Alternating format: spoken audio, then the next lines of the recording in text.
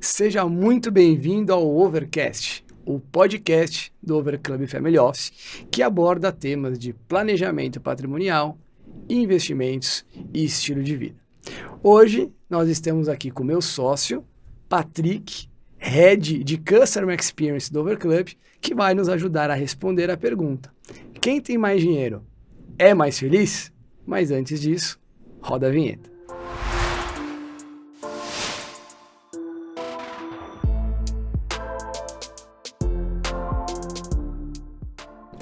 Pet, é muito comum associarmos dinheiro à felicidade, mas é uma afirmação forte.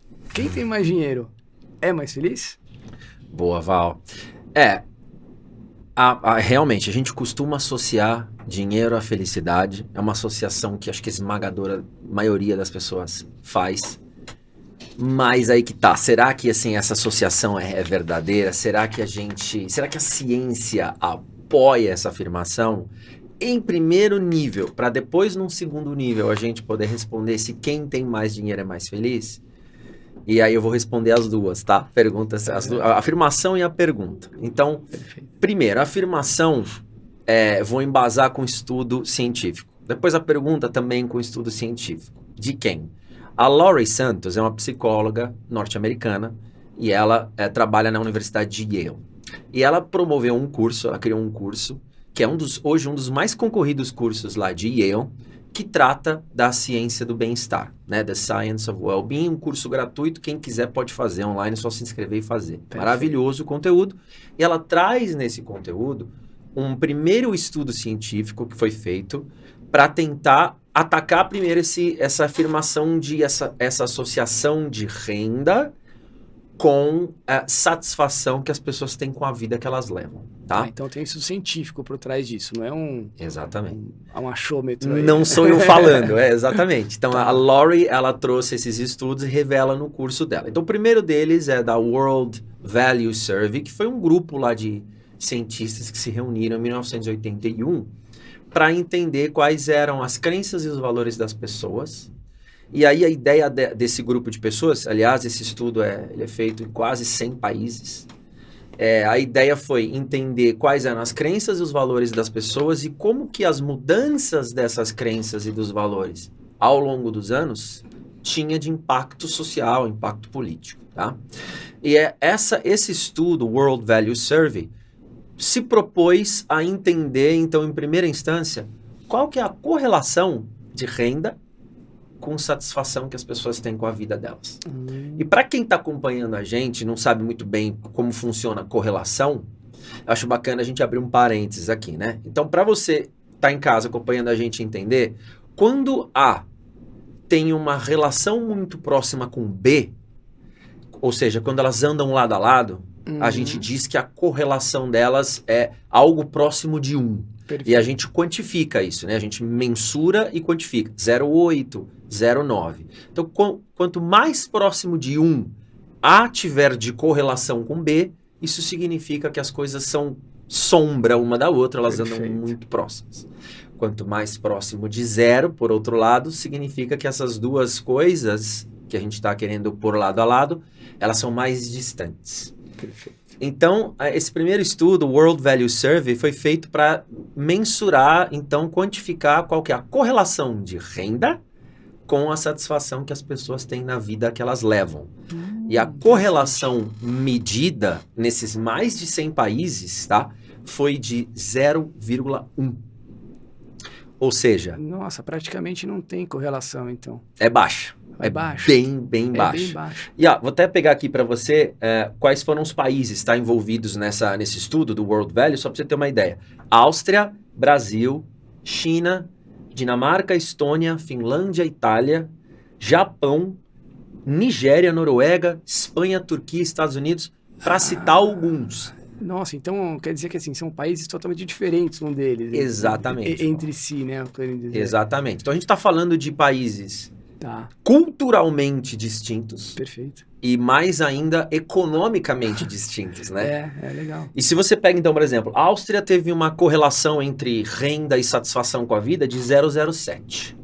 Aí a China, 0,04. Aí se a gente vai para a Índia, 0,17, aumentou um pouquinho. Nigéria, 0,21. Noruega, 0,14. Olha a diferença dos países que eu estou mencionando, né? Sim. Espanha, 0,13, Estados Unidos, 0,15 e Brasil, a correlação chegou a ser até negativa 0,02. Nossa Então senhora, a média, 0,1. Então o que esse estudo primeiro revela pra gente? Que o que a gente acha que existe de relação entre renda e satisfação com a vida, a gente acha que a relação entre essas duas coisas é super alta. A correlação, na real, é baixa, mais baixa do que a gente imagina, tá? Mais baixo. Então, nesse exemplo que você deu, qual que é o país que teve a maior correlação? Nessa lista. amostragem aqui, nessa lista que eu te falei, foram empatados Nigéria e Dinamarca, que aliás São completamente... eu queria pegar algum tipo de contexto aqui, mas é impossível. Tá Exato. bom. Nigéria e Dinamarca opostos, E né? mesmo assim, quanto que foi? 0,21. Ou seja, ainda baixo. Ou seja, o mais alto ainda é baixo. Exatamente, o mais alto ainda é baixo. Tá, ou seja, interessante. revelador esse estudo. Né? Ele legal. mostra pra gente que a ideia que a gente tem de que renda anda lado a lado com a satisfação que as pessoas têm na vida delas, tá completamente errônea, né? Essa percepção. Ou seja, a quantidade de vezes que as pessoas sorriem, riem e se sentem bem, né, com a vida que elas levam, não tem essa relação tão alta assim quanto a gente imagina com renda, tá? Esse foi um estudo número 1. Certo. Não quer dizer que não tem relação. 0,1, a média, né? Ainda é relação. Tem alguma relação, tá? Então a gente precisa entender qual relação é essa. E aí eu acho que eu já vou abordar o segundo estudo científico, que aí ataca a pergunta título do vídeo, né? Que é quem tem mais dinheiro? É mais feliz? Perfeito. E aí a Lori também, nesse curso de Yale, ela traz um outro estudo. Esse feito pelo Daniel Kahneman e o Angus Deaton, que são dois psicólogos e economistas também, ambos vencedores do Prêmio Nobel, que eles também buscaram atacar esse cerne, essa questão. Relação de renda com satisfação que as pessoas levam na vida, né? Só que o olhar deles, do estudo que eles conduziram, foi um pouco diferente. Eles procuraram entender se existia um teto, o que eles chamaram de limiar, ou seja, o valor que até onde o nível de renda de uma pessoa afeta o nível de felicidade dela ou não. Perfeito. Então, a correlação que eles procuraram foi em termos de valores, né? Existe algum limite para que essa relação de renda, de dinheiro com felicidade, vamos resumir, de dinheiro com felicidade, existe algum limite até onde isso é perceptível e assim, acima disso, essa diferença ela já se anula? E ou ela chegaram é mínima? num valor, algum... Tem. Porque eu penso assim, né? Obviamente que a gente está falando de uma média. Então, o primeiro estudo ele falou se há uma correlação ou não, se ela é alta ou se ela é baixa. Esse segundo estudo ele está falando se há algum tipo de correlação e em um valor específico, em faixas monetárias diferentes. Porque, na minha percepção, se você estiver na África, por exemplo, onde as pessoas dependem muito de pouco dinheiro para ter um resultado absurdo no que elas podem conseguir, talvez o dinheiro tenha uma relevância muito maior. Enquanto se a pessoa tiver, talvez, nos Estados Unidos, que o acesso ao dinheiro, a um trabalho, talvez, para ter o mínimo, seja muito mais fácil, a percepção de valor deve ser diferente. Então, eu estou curioso para entender um pouquinho sobre esse estudo, o que deu, esse limiar. Perfeito, Val. É interessante você mencionar esse exemplo, porque acho que a gente pode, a partir do resultado, refletir em cima desse seu exemplo, né? Então, o resultado que eles obtiveram foi, sim, tem um valor, tem um número. Desculpa. E esse número é de $75 mil. Só que aí o americano ele trabalha com valores anuais. Né, de renda. Então isso é bem tradicional ali. Ou seja, $75 mil ano de renda é o teto. Olha só, então quem ganha até $75 mil por ano é o teto onde a felicidade tem um impacto maior. Perfeito. É isso, né? É isso. Até esse teto, você vai perceber que qualquer avanço no sentido de renda vai ter um impacto maior na felicidade até esse teto. Superou esse teto, aí o impacto na felicidade, na renda da pessoa, à medida que ela avança, ele é praticamente nulo. tá? E aí vamos traduzir para reais, porque a nossa realidade acho que é mais relevante, né? Para a gente entender o que significam 75 mil dólares por ano. A valores de hoje, que a gente está gravando esse vídeo, isso se traduz em algo em torno de 31 mil reais por mês. Tá. Então esse foi o teto que eles extraíram como por mês. Então, consequência do resultado. Você já colocou por mês, 75 mil dólares por ano, você já fez as contas e colocou por mês, então, para a gente ter uma referência. Isso. Então, até 31? 31. Até 31 mil reais, então, há um aumento perceptível. Isso. Aumento de felicidade. Isso. Né? E que faz sentido, na minha opinião, porque se a gente for pegar lá a pirâmide de Maslow, né, que fala quais são as necessidades, a prioridade das necessidades das pessoas, a gente tem lá, as pessoas precisam ter um teto, precisam se alimentar. Isso. Né? Então, acho que assim, a partir de um determinado momento, quando as pessoas conseguem suprir essas necessidades mais básicas, que estão mais na base da pirâmide de Maslow, Perfeito. elas se sentem com um nível de felicidade extremamente maior. Perfeito. À medida que elas vão subindo para outros níveis, a percepção é nula ou ela é menor? O impacto dessa felicidade percebido é muito, muito maior, muito menor, e dependendo de como esse dinheiro é gasto, às vezes até é nulo, tá? Ele é inexistente. Então isso é interessante. Isso significa... você falou uma coisa verdadeira da pirâmide, né? Então, assim, óbvio que um nível de renda que te possibilita, por exemplo, acesso a encanamento, né? Coisas básicas, a um banho quente. Perfeito. Né? Isso vai fazer uma diferença na sua qualidade de vida e vai fazer, por consequência, uma diferença na sua percepção de vida mais feliz. Uma vida com mais qualidade fica mais feliz, óbvio. A partir de até 31 mil reais. Aí, a pessoa que ganha 60 mil reais, ela é 2 vezes mais feliz do que a pessoa que ganha 31 mil reais por mês? Boa. Não existe essa ligação, esse raciocínio que a gente faz de quem ganha 60 mil é 2 vezes mais feliz do que quem ganha 31. Não. Quem ganha 60 mil reais é tão feliz quanto a pessoa que ganha 31 mil reais por mês. Não sou eu falando isso. Isso é a descoberta desses 2 cientistas vencedores do Prêmio Nobel, de que descobriram esse teto, tá? Existe um impacto na percepção de felicidade até este patamar de 31 mil reais mês. Acima disso, não existe impacto significativo na sua percepção de felicidade. Abaixo disso, sim. Tá? Olha que bacana. Pois é. Então a gente está falando o seguinte, ok, que o dinheiro ele traz sim felicidade, acho que a resposta seria essa, até esses 75 mil dólares, trazendo para reais, até 31 mil reais por mês. Mas isso não quer dizer também que quem tem dinheiro é mais infeliz, né? O estudo não fala isso. Sim. Tem alguma forma que o dinheiro pode sim trazer felicidade ou não? Tem. Legal que você mencionou isso, é verdade. Existem comportamentos, à medida que você avança na sua vida e vai ganhando mais dinheiro, existem comportamentos naturais do ser humano que costumam afastar ele de comportamentos que promovem a felicidade. Eu vou abordar isso, tá? Acho que mais pra frente, porque eu acho que é importante a gente cobrir algumas coisas antes. Tá. Então, vou responder tua pergunta. Só antes, eu acho importante mencionar o seguinte. A gente, ainda abaixo desse limiar, de 31 mil reais, tá? Por mês.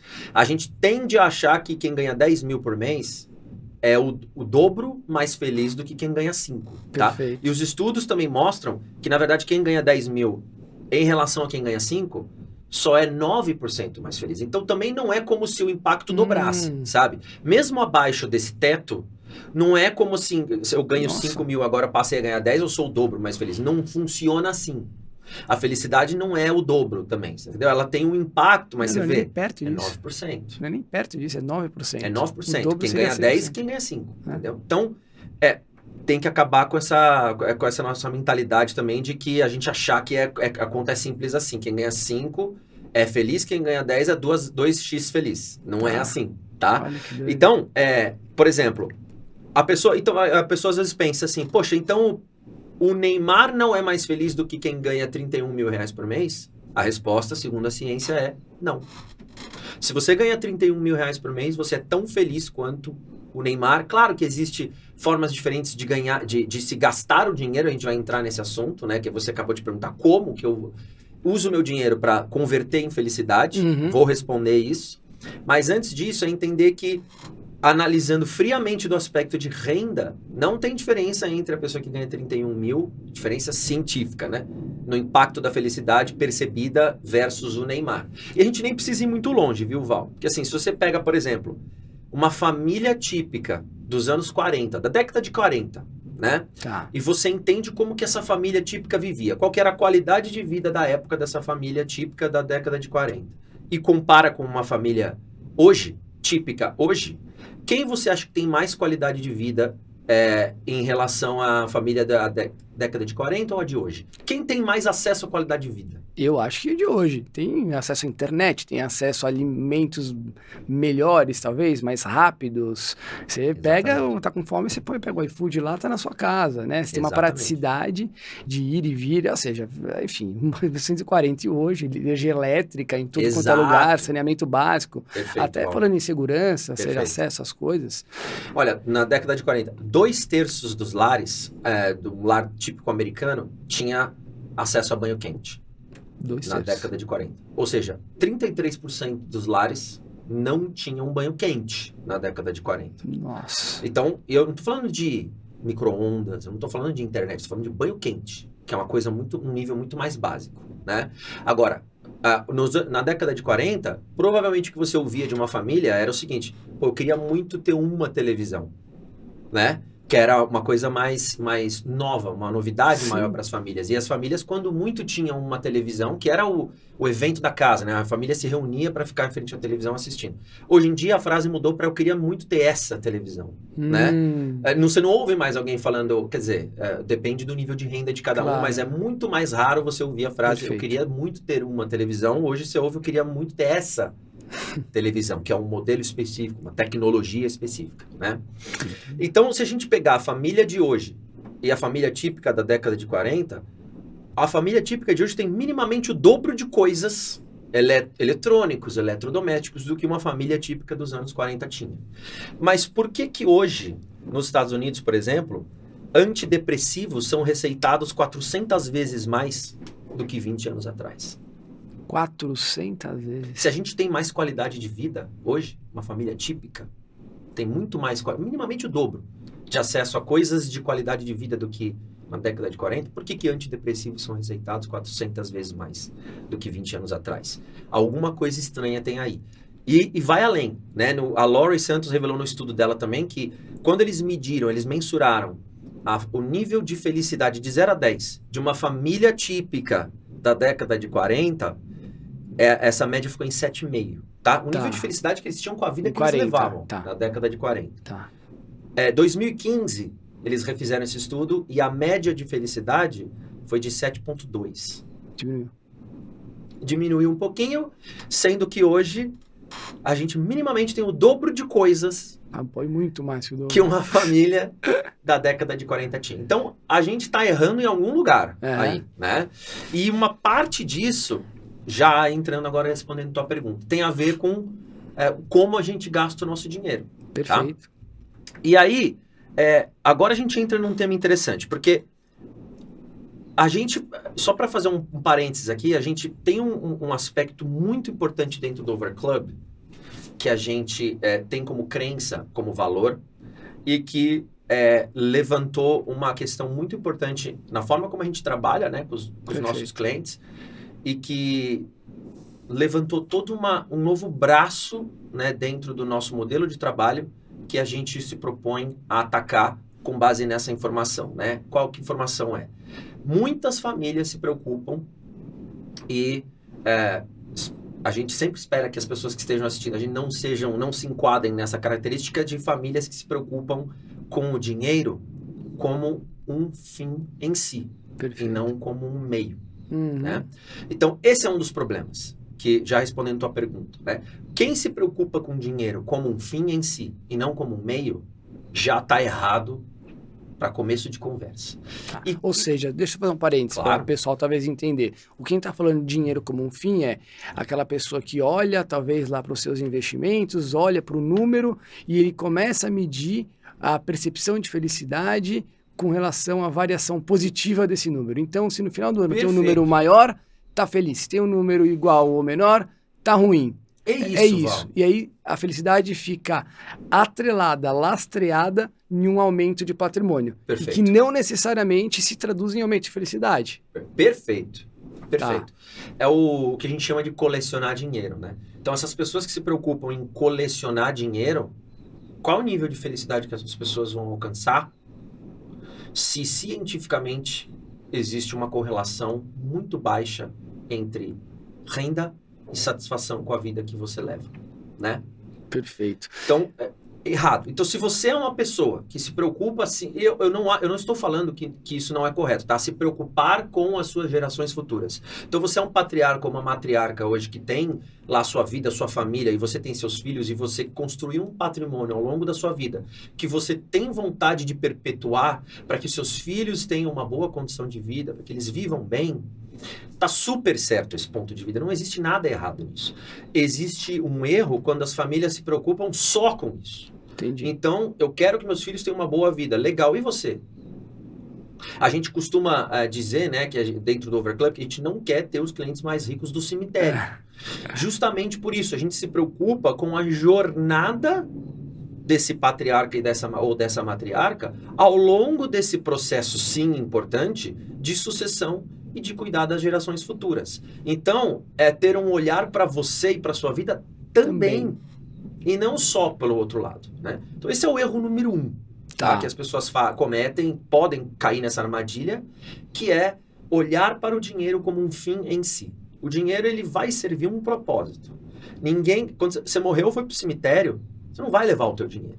Né? O que você vai levar daqui quando você sair, você não vai levar nada material, o que você vai levar daqui é a sua vida, o seu legado, a sua jornada, as suas histórias, as suas memórias. Isso vai com você, morre com você, e é isso que importa. E é isso que a gente devia se preocupar com colecionar, né? Perfeito. E aí parte disso vem também na segunda parte da resposta, que é como que a gente usa então o nosso dinheiro de uma forma para a gente colecionar mais essas histórias, memórias, coisas que a gente consegue levar para a gente. Porque eu acho interessante a gente deixar bem claro que é o seguinte: o dinheiro sim é muito importante. Então, não é que a gente está falando que o dinheiro não é importante. Verdade, ótimo. A gente está falando que não necessariamente, se você tem mais dinheiro, você é mais feliz, mas é importante a gente saber se há alguma maneira de utilizar o dinheiro de uma maneira que te proporcione um maior nível de felicidade. Porque eu acredito que se você fizer isso de uma maneira mais eficiente, talvez você consiga. E você já entrou até em alguns uns pontos.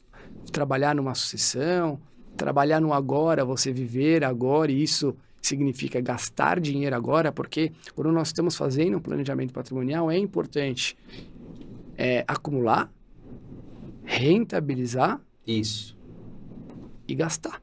Isso, né? Exatamente. E, obviamente, preservando para as próximas gerações. Perfeito. Mas se a gente não está na parte de gastar, só na parte de rentabilizar, tem alguma coisa errada. Perfeito. E acho que é nessa parte de gastar que a gente precisaria entender um pouco melhor o que a ciência diz. Ou seja, tem alguma maneira de nós gastarmos o dinheiro de uma maneira que aumente a nossa felicidade? Tem. Perfeito, Val. E aí a gente vai também embasar com ciência, tá? Essa questão. A verdade é a seguinte, as famílias procuram a gente porque elas não confiam na própria intuição delas para cuidar do patrimônio que elas acumularam. Elas têm lá uma grana que elas precisam preservar, em primeiro lugar. Perfeito. E depois, em segundo ponto, aumentar esse patrimônio. E elas não confiam na própria capacidade de fazer isso, então elas procuram profissionais. Por isso que existe uma indústria inteira de mercado financeiro para cuidar de patrimônio. Porque as pessoas sabem, elas reconhecem que elas não são capazes de tomar boas decisões quando o assunto é esse. Então, elas delegam isso para profissionais, tá? Perfeito. Só que se a felicidade humana é tão complexa quanto o mercado financeiro, por que a gente deveria confiar na nossa capacidade também de tomar boas decisões com relação a gastar dinheiro? Se a gente não sabe direito o que traz felicidade para a gente, porque a felicidade humana é complexa. 50 anos de pesquisas da psicologia provam e mostram por A mais B de que a gente toma decisões com base emocional, na esmagadora maioria das vezes. Não é racional a nossa decisão. Perfeito. Então, se a gente também usa o nosso padrão de consumo e os nossos gastos, eles estão muito relacionados, muitas vezes, a aspectos emocionais, e não racionais, por que a gente deve confiar na nossa própria intuição? Isso é comparável a você querer fazer uma cirurgia cardíaca em você mesmo. Né? Você pode ter uma ideia do que deve ser feito ali, mas ainda assim você precisa de um profissional para fazer isso. Você não vai fazer isso. E aí eu tenho um livro que é o cirurgião, tá? Ele se propõe a ser o cirurgião disso, que é o Happy Money. E aí a gente vai embasar isso aqui em ciência. Então esse livro da Elizabeth Dunn, que é uma psicóloga canadense, ele se propõe a te dar essas respostas em que sentido? Como você pode usar o seu dinheiro para fazer coisas que vão promover mais a sua felicidade de um jeito que você não acha que vai. Porque a gente tem concepções erradas sobre a forma como a gente acha que dinheiro traz felicidade. E ela escreveu esse livro justamente para mostrar que não é bem por aí. Mostra de novo esse livro, Claro, por favor. é o Happy Money. Happy Money. Tem tudo a ver com o tema, né? Exatamente. Quer dizer, como você extrair mais felicidade do seu dinheiro. Tá? Lá. Então, como gastar de uma forma que vai promover mais a sua felicidade. Perfeito. Resumidamente, aí a gente vai expandir nisso. Esse livro ele vai fazer um paralelo entre comprar coisas versus comprar experiências. Tá? E ele trata de coisas que você faz sozinho ou coisas compartilhadas. Tá? Isso para ser bem assim, arranhando a superfície do que é isso. Tá? Então, essa é a ideia. Então, ela vai falar um pouquinho sobre como que se gasta dinheiro para aumentar a felicidade, né? Ou as formas que é possível fazer isso. Exatamente. E ela fala alguma coisa sobre o que deixa mais feliz? Se é comprando coisas, ou se é comprando experiências, ou enfim, o que deixa? Perfeito. Fala, Val. Fala. Ela, por exemplo, dá um exemplo interessante no começo, assim, dessa conceituação, de se eu te der $1 milhão agora, e você tem a opção de gastar isso para comprar uma casa, ou para viajar para o espaço, qual que você escolhe? E aí, obviamente, que a maioria das pessoas que está assistindo a gente também, né? A maioria das pessoas do mundo, na real. Perfeito. Vão falar, $1 milhão, ou eu compro uma casa ou eu viajo para o espaço. Ixi, fácil. Eu vou comprar uma casa. Fácil. Eu acho que poucas são as pessoas que falariam, eu viajaria para o espaço, tá? E você não vai falar que viajar para o espaço deixa mais feliz, não, né? Então, segundo a ciência, sim. E aí eu vou explicar o porquê, tá? Mas segundo a ciência, viajar por espaço te deixa mais feliz do que comprar uma casa, tá? Só que comprar uma casa é a decisão que provavelmente todo mundo tomaria, ou a esmagadora maioria das pessoas tomaria, né? E não viajar para o espaço, tá? Tem a ver com coisas versus experiências, todo esse espectro que o livro aborda, que é muito interessante, que a gente vai aprofundar aqui, tá? Bom. Mas a ideia é a seguinte, por exemplo, quem hoje mora de aluguel versus a pessoa que hoje é proprietário de um imóvel, tá? A ciência estudou também se existe diferença perceptível no nível de felicidade de uma pessoa versus a outra. E não há diferença, tá? Se você hoje mora de aluguel, ou se você hoje é proprietário de um imóvel, nada disso impacta na sua felicidade, tá? O fato de você morar de aluguel versus o fato de você ser proprietário não impacta em nada a sua felicidade, tá? Em nada. E aí ela diz que o que impacta na sua felicidade é quando você gasta o seu dinheiro com experiências. O que é uma experiência, segundo ela? É algo que você faz na sua vida e que vai gerar alguma memória e que vai estar associada a uma pessoa, a uma imagem, a um cheiro, a um som. Então, a gente facilmente exemplifica uma viagem. Uma viagem é uma experiência. Então, certo? Teoricamente, uma experiência me deixa mais feliz de comprar uma Porsche. Não só teoricamente, como na prática, porque é a ciência que diz que o impacto na sua percepção de felicidade é maior quando você faz alguma coisa do que quando você compra uma Porsche, por exemplo. Entendi. Então, por isso que viajar por espaço, que é uma experiência, vai te deixar mais feliz do que comprar uma casa, tá? Vamos explorar um pouco mais isso, né? Porque a ideia é meio estranha, mas enfim. Mas a gente sabe que quando você faz uma viagem... Aliás, vou mudar a observação aqui. Pensa na quantidade de vezes em que na sua vida você virou e falou assim, em relação a uma compra, tá? Pô, valeu cada centavo. Pensa na quantidade de vezes em que você proferiu essa frase. Perfeito. E agora compara o número de vezes em que você disse isso em relação a algo que você comprou, a uma coisa material, e a quantidade de vezes em que você proferiu essa frase quando se referindo a uma experiência que você viveu. Valeu cada centavo. Muito provavelmente, se você entrar aí na tua cabeça e for puxar alguns exemplos, você vai encontrar mais facilmente exemplos de valeu cada centavo para algo que você fez e não para algo que você comprou materialmente falando. Não quer dizer que você não pode ter falado isso para algo que você comprou. Entendi. Tá? Eu mesmo já falei para coisas que eu comprei.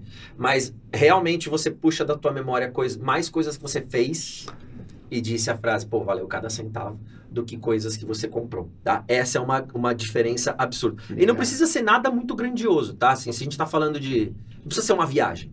É uma ida ao cinema, que você gasta um valor mais baixo. Ou uma compra na Amazon de uma determinada coisa de mesmo valor, já tem impacto, tá? Na sua percepção geral de felicidade. Se trata de gastar dinheiro com uma experiência versus gastar dinheiro com alguma coisa material. Tá? E é legal, desculpa te interromper, mas eu concordo plenamente com isso. Falando um pouco de mim, né? O que aconteceu. Na época que estava tudo em lockdown e as coisas começaram a abrir, eu voltei a jogar tênis. E era um esporte que eu fiz a vida inteira e parei, fiquei uns 15 anos parado. Durante a pandemia você voltou? Eu voltei logo que abriu. Reabriu. Reabriu, tá. Né? Não podia fazer esporte meio de contato, então futebol, que eu sempre gostei de jogar, assim, não dava pra fazer. Eu usei alguns esportes com raquete, tênis era um deles, foi um dos primeiros a serem liberados com segurança pra gente praticar. Legal. E eu lembro que eu comecei a voltar a jogar, e aí eu voltei a fazer aula, fazer treino de tênis, e eu me lembrei de quanto que eu gostava. Então eu gastava pouco por mês, né? Fazia 2, 3 aulas de tênis, uma aula de tênis por semana. Hoje eu tô fazendo já 3 vezes, eu jogo tênis quase que todo dia. Legal. E foi um custo baixo pro tamanho de felicidade aí, que esta experiência me propõe. Valeu cada centavo. Valeu cada centavo, né? Então, pegando aqui na minha realidade, faz sentido. Legal. Entendeu? Tem um outro aspecto importante no exemplo que você deu, que é o valor do social. Né? Quando a gente faz experiências, normalmente tem alguém envolvido. É difícil a gente fazer uma experiência sozinho. Sozinho, é verdade. Então, seja uma ida ao cinema. Tá, tem gente que vai sozinho, mas normalmente você vai com alguém. Né? Seja uma ida ao cinema, seja um esporte que você pratica por prazer, né? Que é um esporte... Fala um esporte aí que você joga sozinho, né? Só você. É mais difícil você encontrar exemplo do que esporte coletivo. É verdade. Então é o valor do social. E seja uma viagem, seja qualquer coisa, uma ida a um show de uma banda que você gosta. Mas tudo isso, se você mesmo for pensar... uma viagem sozinho não é sozinho, né? Porque você sempre acaba encontrando pessoas. Exatamente. Verdade. O valor do social é algo que a gente subestima e que dentro da ciência tem um poder absurdo, assim, para elevar o nosso nível de felicidade, tá? Então, por isso que experiências costumam ter um valor muito maior do que coisas materiais nessa relação de agregar para nossa percepção de felicidade, tá? E aí, assim, pensa assim, se eu te perguntar hoje, Val, qual que é a sua história de vida até agora? Tá. O que você vai me contar? Você vai me contar um monte de coisa que você fez. Concorda? Não que eu comprei, né? Exatamente. Provavelmente você não vai me falar que você comprou verdade. Um carro. Eu não vou falar, eu comprei em 2000 e tanto, eu comprei um carro. É verdade. Não é? Você vai chegar e vai me contar um monte de coisa, uma cacetada de coisa que você fez, né? Você está numa mesa com amigos, você vai contar de experiências, né? Experiências. Vocês compartilham experiências, exatamente. Ou seja, experiência é legal até depois de realizadas, né? Que você começa a lembrar. Exatamente. Elas duram mais. Diz, inclusive, que tem esse efeito também. A experiência, ela tem poder antes e depois da própria existência da experiência em si. Isso é verdade. Uhum. Outro ponto que a psicologia aborda. Arrependimento. Quando a gente fala de compras, tá? E você fala de arrependimento relacionado a compras, você provavelmente se arrepende mais de coisas materiais que você comprou. E quando você fala de experiências, você provavelmente se arrepende mais de que você não fez do que coisas que você fez. Justo. Não é verdade? né? É fácil você achar alguma coisa que você comprou, uma coisa material que você fala, pô, me arrependi, não devia ter comprado isso. Agora, quando você fala de experiências, normalmente você pensa, puxa, não fiz aquilo, queria muito ter feito, devia ter feito e não fiz. Aham. Né? A gente consegue encontrar muito mais facilmente esses exemplos. Arrependimento, cara, assim, relacionado a compras, tem essa realidade também. Isso é bacana, né? Bacana. Agora, tem uma zona cinzenta também, tá? Entre assim, compra de coisas materiais e experiências. Porque, por exemplo, eu vou fazer uma viagem com os amigos, eu vou lá e compro uma caixa de som Bluetooth para usar na viagem. Tá. É uma coisa material. É. Só que eu tô incorporando ela numa experiência. E isso vai me agregar? Com certeza. Tá bom. Porque se a gente leva lá uma caixa de som Bluetooth na viagem com os amigos, a gente tá em algum momento lá memorável da viagem, legal pra caramba. Porque eu levei a minha caixinha de som, tá rolando lá uma música, num determinado momento da viagem que vai ficar marcado e vai ficar associado àquela música. Isso acontece muito, bicho. Tá. Quando a gente faz, às vezes, tá numa viagem, ouve uma música e depois, às vezes, no futuro, você lembra da música, quando ela toca no rádio, alguma coisa assim, você lembra e você fala, putz, isso me remete a tal experiência, a tal momento. Putz, você lembra daquele momento que a gente tava com os amigos e tal. Então, são coisas materiais então, agregando. O que você está me falando é o seguinte, que coisas materiais podem sim gerar um aumento de felicidade se elas estiverem de alguma forma vinculadas com a melhora da experiência. Exatamente. Por exemplo, no caso do exemplo que eu dei do tênis, comprar uma raquete legal, de boa Perfeito. performance, um corredor, comprar um tênis legal, ou É isso. se matricular num treino, numa assessoria de corrida bom, que vai melhorar a performance, vai melhorar aquilo. Então, tudo que consegue Perfeito. aumentar a experiência, aumentar no nível de qualidade da experiência, faz sentido também e tem uma Perfeito. correlação para aumentar a felicidade. Perfeito, Val. Tá. É isso. É Então, isso. legal. Você deu um exemplo ótimo dentro da sua realidade da raquete, muito bom exemplo. É isso. A Elizabeth, ela fala no Happy Money, no livro, que, na verdade, gasto com experiência, ele tem 4 pilares fundamentais, tá? Que eu acho que é importante mencionar aqui. O primeiro deles é que ela te aproxima, é o valor do social, ela te aproxima das pessoas. Ela melhora o seu vínculo com as pessoas. Se você compartilha uma experiência, seja com a sua parceira, ou com seus amigos, ou com a sua família, você reforça esses vínculos quando você compartilha uma experiência com essas pessoas. Você melhora a sua relação com elas, né? Você cria uma memória juntos. Tá. Né? Então, ela tem esse pilar número 1 do porquê que ela é tão poderosa, né? Assim, gastar dinheiro com experiência. O pilar número 2 é exatamente esse poder que você mencionou, de que depois de uma experiência que você viveu, você compartilha, você conta ela. Você faz uma viagem, volta da viagem, se encontra com amigos, os amigos vão perguntar, como é que foi a viagem? E aí você conta a viagem. Ao contar a viagem para os amigos, você sente um nível de felicidade parecido com o nível de felicidade que você sentiu quando você estava na viagem. Então, é como se você revisitasse as sensações que você teve durante a viagem. Então, tem o poder de uma experiência que é nesse nível que uma coisa material não tem, né? Você, depois de viajar, além de experimentar todas as sensações boas de felicidade que a viagem te traz, depois você revisita tudo aquilo quando você está contando isso para alguém, tá? Então, é um segundo pilar, tá? De como uma experiência é poderosa. A terceira é que uma experiência te conecta com quem você é ou quem você quer ser. Haja vista que quando você volta de uma viagem, você volta tão empolgado, e aí normalmente o que as pessoas fazem e aí, quando que é a próxima? Quando que a gente vai? Onde que a gente vai agora? Qual que é a próxima? Quando que a gente vai? Já começa a querer planejar, porque você volta tão empolgado, né? Tão feliz, que você fala assim, caramba, eu quero isso para minha vida. Né? Então, essas coisas te conectam com quem você é. Perfeito. Ou com quem você quer ser. Esse é o terceiro pilar que a Elizabeth fala no livro dela, tá? E o último pilar é que quando você gasta dinheiro com uma experiência, ela te promove uma comparação fácil com outras coisas disponíveis. Então, você provavelmente já ouviu a frase de alguém que chegou para você e fala assim, Val, eu não gasto R$2.000 num pedaço de roupa, mas eu gasto para ver a banda que eu gosto. Né? Você já não ouviu essa frase de alguém, ou seja, um outro contexto, que a pessoa começa a comparar o gasto em reais de uma coisa versus outra coisa. Pô, eu jamais... Tem gente que fala isso, por exemplo... coisas mais caras, né? Tipo assim, eu jamais compraria um carro de R$100.000, mas eu faria uma viagem de R$100.000. né? Porque provavelmente você já fez isso não necessariamente de 100 mil reais, você já fez isso alguma vez na sua vida, e aquilo te dá margem para comparação do valor do dinheiro, né? Então você começa a fazer esses paralelos, aí você tem essas coisas acontecendo, né? Tem gente que fala, eu jamais gastaria isso nessa coisa material, mas se fosse uma experiência de algo que eu gasto, eu gastaria tranquilamente. Interessante, aí você me remete a algumas coisas aqui que eu fico pensando, por exemplo... uma das coisas que eu percebi foi que quando você vai fazer uma experiência, por exemplo, de uma viagem, a viagem, ela tende a ser legal quando você está planejando ela, é um tipo de experiência.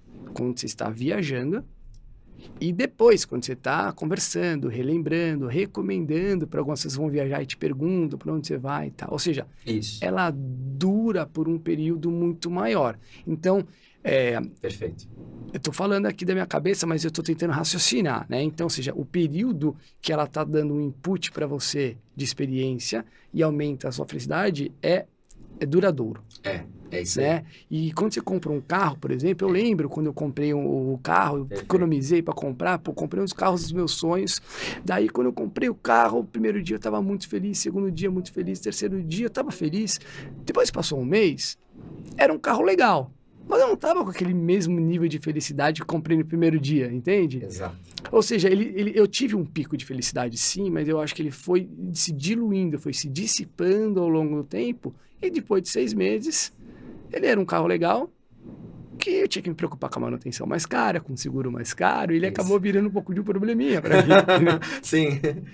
Faz parte, né? Então, e pensando numa outra coisa, naquela parte de alinhar um bem material com uma experiência, por exemplo, em São Paulo, né, a gente tem um problema de segurança pública enorme. Então, algumas pessoas optam por comprar um carro blindado.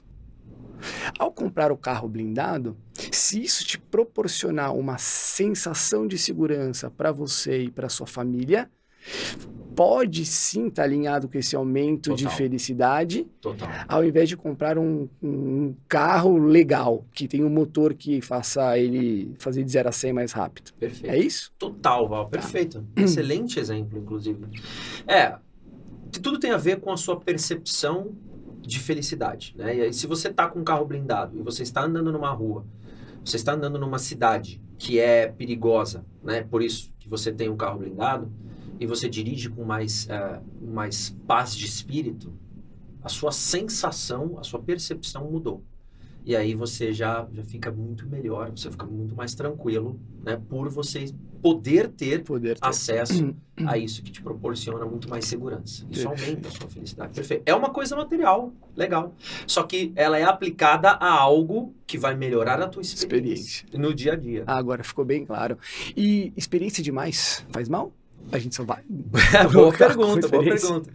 Experiência demais faz mal, sim. Acho que como tudo na vida que em excesso faz mal. Então, assim, amo comer chocolate. Mas comer chocolate todo dia diminui tua percepção de prazer do comer chocolate em si, do ato de comer chocolate em si, né? E aí uma coisa que a Elizabeth destaca no livro também, essa é bacana.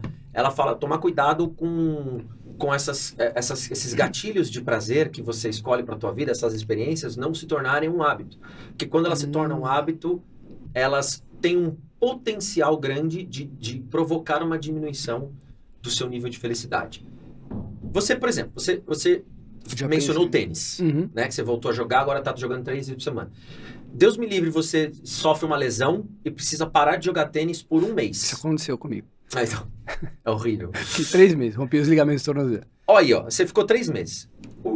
Qual foi a sua percepção do valor de jogar tênis quando você voltou a jogar depois dessa lesão? Os primeiros 2 jogos de tênis, você não sentiu um gostinho, parece um sabor mais gostoso de voltar a jogar? Até antes. No final da fisioterapia, eu tava fazendo os movimentos do tênis para testar com uma raquetinha de mata-mosquito. Eu achava espetacular aqui. Aí, tá vendo? Então, é aquela história do quando você faz muito, você diminui a sua percepção de prazer. Não quer dizer que você hoje não tem prazer em jogar tênis, mas porque você faz mais, diminui a tua percepção de prazer. Quando você fica sem e você retoma, parece que aquilo toma um novo sabor, assim, pra você. A mesma coisa quando você faz dieta, que você tem por algum motivo que fazer dieta, você é forçado a fazer dieta, e depois você tá liberado pra comer o que você gosta. Aí quando você come, você vai comer vai atacar aquele hambúrguer que você gosta, putz, parece que ele tá mais gostoso do que o normal, né? Então tudo, assim, que se é muito disponível, é complicado. O hábito, ele tem esse poder de tirar um pouco do seu prazer. Então tem que tomar cuidado com isso. E aí, por que a gente fala de hábito? Porque hobbies que as pessoas têm na vida, como você jogar tênis, por exemplo, elas têm tendência de virar hábitos. Sim. Né? Então, tomar cuidado com fazer demais. Porque tudo que você faz demais, você acaba minando também essa percepção de prazer que você consegue extrair da experiência em si. Tá? Então, acho que a gente consegue ativamente fazer o inverso, se a gente quiser voltar a ter mais prazer em alguma coisa que antes a gente tinha. Por exemplo, tô pensando aqui, Tá. nesse caso do tênis. Pô, se eu jogo muito tênis, se eu parar um mês, por exemplo, de fazer tênis, ou se eu tô fazendo alguma coisa demais e eu tiro isso, por exemplo, uma coisa boba, eu gosto muito de chocolate. Isso. Não é o caso, tá? Melhor, mas não mexe no teu tênis. Deixa o tênis Vai lá. deixar infeliz. Chocolate. Pô, eu gosto de chocolate pra caramba. Hambúrguer. Vai mais perto da minha realidade. Eu adoro comer hambúrguer. Pô, vou ficar, sei lá, um mês sem comer. Quando eu voltar a comer, vou ter um prazer percebido. Um prazer percebido muito maior do que se comer sempre, né? Isso deve valer para chocolate. Então, as pessoas acho que conseguem também jogar com isso a seu favor. Né? Poxa, então não tá dando mais aquele insight lá, aquele pico de felicidade. Pô, dá um tempinho, então, para um pouquinho, faz uma dieta, faz uma promessa, assim, vou ficar tanto tempo sem fazer tal coisa e volta a fazer. Perfeito. Ela crava no livro, a Elizabeth, que disponibilidade atrapalha, e é por isso que turista visita muito mais pontos turísticos fora do lugar que ele mora do que onde ele mora mesmo. Então por exemplo, você mora em São Paulo, a gente mora em São Paulo. Quando que você vai visitar ponto turístico? Agora um gringo vem e ele vai visitar coisas que você nunca foi, às vezes nunca foi nem foi na vida. E é ponto turístico em São Paulo. Ou o inverso. Tu vai para Nova York e você visita lá, você vai ver a Estátua da Liberdade, e aí às vezes você conversa com um nova-iorquino, o cara nunca foi ver a estátua. Por quê? Porque ele passa na frente ali, ele olha às vezes ali, mas nunca foi lá, né? Exato. E outra, a hora que eu quiser, vai lá. Eu vou. Tá disponível ali, né, pra eu fazer. Então tá acessível, tá fácil. E aí a gente tem que fazer. Isso é verdade. Quando eu morei fora, eu perguntava pro pessoal, porque eu ia em todos os lugares. Eu morei na Austrália há um tempo. Falei, vocês não foram? Não, nossa, não. Eles viajam pra fora, vou pra Indonésia, vou pra Tailândia. Agora lá na Austrália o pessoal não conhecia. Muito louco isso, né? E a gente fica meio sem entender, né? Tipo assim, por que as pessoas, tipo, a gente que é turista vem, visita esses pontos e tal, e o cara local muitas vezes nem faz. Isso, disponibilidade atrapalha mesmo. Enfim, mas para comprar experiências eu também preciso de tempo. Onde eu arrumo esse tempo aí? Onde se arruma esse tempo? Tá, assim, as pessoas que têm tempo, isso é fato que elas tendem a se envolver mais com atividades que promovem a felicidade. As pessoas que têm mais tempo faz uma atividade física, às vezes se envolve num trabalho voluntário, que a ciência já prova que isso promove felicidade, tá? Agora, como você compra tempo? Excelente pergunta. Então é o seguinte, a gente, por exemplo, eu vou pegar uma questão tecnológica para envolver no papo para te dar esse exemplo de tempo, tá? Quando você faz alguma coisa, uma mudança na sua vida, que vai eliminar os piores minutos da sua vida, e você encaixa no lugar algo que vai promover tua felicidade, fantástico. O problema é que nem sempre a gente tende a fazer isso. A gente tende a usar, por exemplo, algo tecnológico para nossa vida, para facilitar a nossa vida, para liberar tempo para a gente trabalhar mais, para a gente ser mais eficiente. Exemplo, tá bom. Robô aspirador. Se você compra um robô aspirador para sua casa e no lugar de você mesmo aspirar a tua casa, você vai lá brincar com teu filho? Excelente. Isso é um comportamento que você está usando a tecnologia e está usando seu dinheiro para comprar tempo para você gastar com algo que vai promover tua felicidade. A experiência compartilhada com o teu filho. O valor social. Perfeito. Agora, se você compra um robô aspirador para, no lugar de aspirar a tua casa, você trabalhar mais, sabe o que vai acontecer com você? Você só vai aumentar a sua sensação de que você não tem tempo para nada.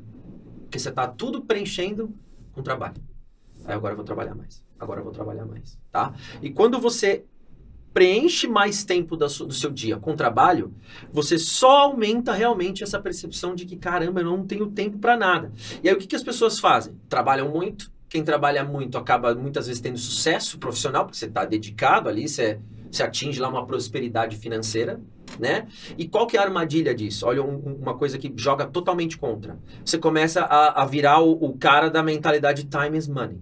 Okay. Então você começa a ganhar dinheiro e aí você começa a fazer conta do valor que o dinheiro tem no tempo. Então você começa a fazer conta, tem gente que sabe isso de cabeça. Se eu perguntar para algumas pessoas, elas sabem quanto você ganha por hora. Tem gente que sabe responder isso de cabeça, de bate-pronto. E essa pessoa, ela não sabe que ela está caindo numa armadilha de quantificar o tempo, né, em relação à renda, a ligar aquilo com dinheiro. E ela, então, tende a entender que todo o tempo que ela passa da vida dela não produtivo é tempo desperdiçado. Tá bom. Não é verdade? Quando, na verdade, muitas vezes esse tempo não produtivo, ele está sendo usado de outra forma para promover e aumentar a sua felicidade, né? Então é delicado você...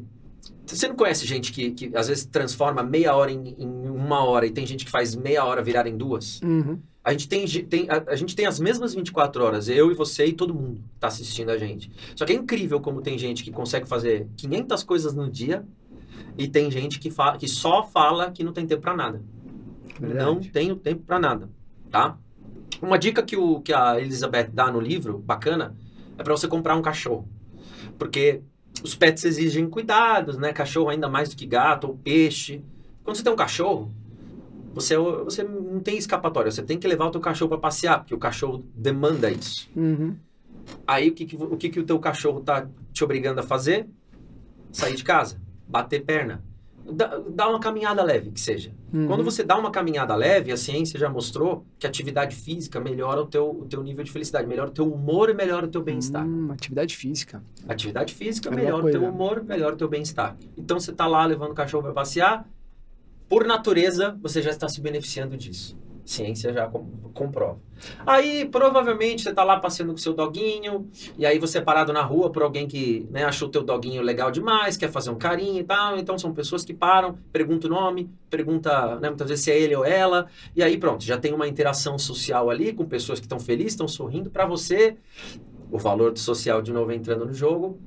Essa interação, por mais breve que ela seja, já ajuda para melhorar o teu humor, melhorar o teu bem-estar. Tá? Então, uma dica bacana dela gaste o seu dinheiro com coisas. Então, o robô aspirador para você brincar com teu filho, um cachorro para você poder aumentar a quantidade de caminhadas que você faz, né? Que vão promover também o teu nível de felicidade, né? Então, e você está comprando tempo com isso, né? Perfeito. Você está, poxa, então eu preciso levar meu cachorro para passear, isso é obrigatório, eu estou me obrigando a caminhar. Aí eu estou comprando meu tempo, né? Sabe outra coisa interessante que as pessoas falam? O pessoal reclama bastante normalmente? Transporte. Então, poxa, mas, por exemplo, eu gasto 1 hora para ir para o trabalho e depois 1 hora para voltar, quando não mais. Né? Nesse meu transporte, no meu dia a dia, de e para o trabalho, eu levo aí 2 horinhas brincando. E aí, quando você está indo para o trabalho, você está pegando trânsito. Normalmente. E trânsito não é legal, não é divertido. E aí o que acontece? Você passa normalmente algum estresse no trânsito, quando você chega no trabalho, você tá de mau humor, você tá, né, com raiva de alguma coisa que aconteceu, você tá, né, bravo com alguma coisa que aconteceu durante esse percurso, chega lá num humor não agradável, num humor que não te agrega em nada. Depois você vai voltar para casa, é o mesmo trânsito, né, que você vai pegar, chega em casa, aí você chega em casa com aquele ar negativo, aquele ar ruim e tal. Aí as pessoas pensam, mas eu não tenho o que fazer, eu preciso me deslocar até o trabalho. Por que você não mora próximo? É uma dica que a Elizabeth dá no livro, compre tempo nesse sentido. More mais perto do seu trabalho. Isso pode te agregar muito. Aí as pessoas falam, mas eu não posso fazer isso porque morar mais perto do meu trabalho é mais caro. Para eu alugar, para eu comprar lá perto de onde eu trabalho, é mais caro do que onde eu estou hoje. Mas você já parou fazer conta do custo disso? Porque muitas vezes esse mais caro, né, é o motivo pelo qual você não mora perto do trabalho, esse mais caro está morrendo nesse transporte aí. Porque você está indo de carro, você tem que ter o carro. né? Aí você tem os custos com os transportes do teu carro. Entendi. Então tem custos ocultos que tem por conta de morar mais longe. Exatamente. Tá bom. E outra, se você usa o transporte para ir até o trabalho, porque morar mais perto é mais caro, você também está abrindo mão de tempo, concorda? Sim. Porque você, 1 hora para ir, 1 hora para voltar, são 2 horas do seu dia que você tem que passar dirigindo, né? Inevitável. Então você está tomando uma decisão, você está escolhendo perder 2 horas do seu dia no trânsito, né? Em detrimento de você ganhar. Então, nem que a conta matemática feche na régua, nem que morar mais perto seja mais caro, mas seja igual ao custo do seu transporte, né? Se a conta fechar exatamente igual na matemática, já vale mais a pena morar perto, porque você está ganhando tempo, né? Da sua vida não se deslocando para o trabalho, ou você vai a pé, você vai gastar muito menos tempo, né? Então, esse comprar tempo, as pessoas que não têm tempo para nada, tem muitas coisas que você pode fazer na sua vida para mudar isso também, né? Outra coisa, outro erro que as pessoas cometem muito, tempo gasto em frente à tela, seja do celular ou da TV. Hoje tá muito isso, né? Inclusive eu, às vezes, me pego lá, outro dia eu tava olhando lá, rindo sozinho, a hora que eu olhei, eu tava meia hora olhando o videozinho curto no Instagram, de piada, e fiquei meia hora lá, exatamente, entendeu? Exatamente. Não estamos falando que isso é ruim para a sua vida, só é ruim em excesso. É toda a história do excesso. Então, para e pensa na sua vida hoje. O quanto tempo você gasta em frente à tela em detrimento das suas outras coisas que você gosta de fazer. Então, você joga tênis, né? Eu tenho os meus hobbies também. Então, pega os seus outros hobbies que você tem. Você tem outros hobbies que não só jogar tênis. Você tem outras coisas que você gosta de fazer. O quanto tempo você está dedicando a essas atividades versus o quanto tempo você está dedicando a ficar em frente a uma tela, seja celular ou seja TV, tá? Versus o tempo que você está gastando, por exemplo, com a sua família, com seus amigos também. O poder social. Quanto tempo você está dedicando da sua vida para se socializar, já que a ciência mostra que a socialização tem um poder absurdo, é um grande promotor de felicidade, tá? Então, eu acho que todo mundo que está assistindo a gente pode parar e fazer esse exercício de reflexão, né? Que é a questão do tempo, da quantidade de tempo que você gasta com uma atividade ou com outra. Muitas vezes você encontra muito tempo no seu dia, você só não percebe isso, tá? Mas dá para encontrar tempo, sim, para você acomodar várias outras coisas. E tem gente que se perde e fala assim, mas eu não tenho esse tempo que você está falando todo aí, porque eu trabalho muito, né? Tá errado. Trabalha demais, por quê? Porque, puxa, eu tenho muita coisa para fazer, você não entende a carga de trabalho que eu tenho. Eu tenho uma má notícia para você, amigo. Essa carga de trabalho, ela não vai parar nunca, tá? Não vai chegar um momento em que você vai cumprir a sua carga de trabalho, fazer tudo o que você tem, você sabe hoje que tem para fazer, e aí vai chegar num ponto que você vai falar, que legal, não tem mais nada. Isso não vai existir, tá? Eu tenho uma péssima notícia para você. Sempre vai ter alguma coisa, e no mundo corporativo, é sempre tudo para ontem. Então, é fácil pra caramba você ser engolido pela essa quantidade de trabalho que você tem e você então começar a abrir mão das outras coisas da sua vida porque você tem muita coisa pra fazer. O mundo não vai acabar se você não fizer o que tem que ser feito hoje, tá? Dose bem, a verdade é essa. Dose um pouco. Então, sim, se dedique ao trabalho, mas não seja workaholic. Porque a pessoa que é workaholic, que trabalha, por mais que ela encontre prazer, tá, no trabalho, que tem muita gente que encontra prazer no trabalho, você não tem só esse papel na sua vida, né? Você que é workaholic, hoje está assistindo a gente, que trabalha pra caramba, você é marido de alguém, ou esposa de alguém, você é pai de alguém, ou você é mãe de alguém, você é amigo, certamente, de várias pessoas, né? E você tem família. Você tem pai, você tem mãe. E o tempo que você está dedicando para esses outros? Como é que tá? E se você não está dedicando tempo suficiente para isso, me explica onde que isso é ser feliz? Onde? É uma boa reflexão. Pois é. Bom, agora acho que vamos mudar um pouquinho de tema. Você comentou um pouco da tecnologia. Mais cedo, por exemplo, você tinha falado do robô aspirador. O robô aspirador, Hoje, essa tecnologia que existe hoje para facilitar o consumo, ela mais ajuda ou mais atrapalha, gente? Tecnologia para facilitar o consumo. Tá. A tecnologia que a gente tem hoje para facilitar o consumo atrapalha. Na verdade, ela tira algo da gente que é muito importante e que a gente esquece, que é saborear as coisas. Vou explicar. A gente tem, por exemplo, hoje cartão de crédito. Tá. Né? O cartão de crédito é uma facilidade tecnológica absurdamente importante. A gente não é contra isso, a gente não duvida disso, mas ela representa um problema para você, porque qual que é a fórmula do cartão de crédito? Você consome hoje e paga lá no futuro. Tá. E com os avanços da tecnologia, inclusive de, por exemplo, logística, pega o exemplo da Amazon, né? Como você faz uma compra hoje de algo na Amazon? Você cadastra o seu cartão de crédito lá, você pode fazer isso. Uhum. Né? Ele fica cadastrado e você tem o compra com um clique. Né? Você vai lá na Amazon, compra com um clique, você não precisa pôr os dados do cartão, já está tudo bonitinho, salvo lá para você. O que acontece com aquela compra? Ela muitas vezes chega amanhã na tua casa. Dia seguinte. Dia seguinte. Então, o que a gente perde quando a gente tem isso na nossa vida? O que a gente perde com esse avanço da tecnologia? O saborear as coisas. Tá. O saborear as coisas. Então, isso é uma coisa também que a Elizabeth, ela mostra no livro, que a psicologia revela que o esperar por algo é se criar a expectativa do algo que vai vir lá na frente. Tá. Ela deixa a gente tão feliz quanto a coisa em si. Olha só isso. A gente encontra felicidade no esperar por algo, na ansiedade, no nossa, que legal, isso está chegando. Tanto quanto quando você está saboreando a coisa em si. E aí por isso que é fácil explicar por que uma viagem é tão bacana. Né? Quando você... Todo mundo gosta de viagem. Porque quando você vai viajar, tá chegando perto da viagem, já cria aquele friozinho na barriga, aquela ansiedade, aquela empolgação. Entra na semana que você sabe que você vai viajar, já começa, né, aquele burburinho todo de caramba, tá chegando, falta pouco. Aí você começa a fazer mala, aí você começa a antecipar, né, ao fazer as malas, o que eu vou enfrentar, de temperatura, de passeio, como que vai ser, não sei o que lá. Então já cria toda aquela ansiedade gostosa, né? Você já começa a saborear a viagem antes de viajar. Né, propriamente. Nossa, acontece muito comigo.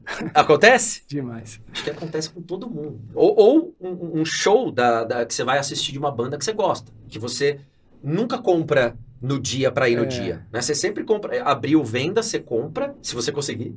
Ingresso você compra, e aí o show muitas vezes é 1 ano depois. Né, do que você comprou. Ele é lá na frente, ele é muito depois. Então você já vai saboreando, à medida que vai chegando perto do show, você já vai saboreando aquilo também. Né? Então... existe um poder grande no saborear as compras que a tecnologia do mundo moderno tira da gente quando a gente cria essas facilidades, tá? Uhum. Então, essa é uma coisa importante que a Elizabeth menciona no livro.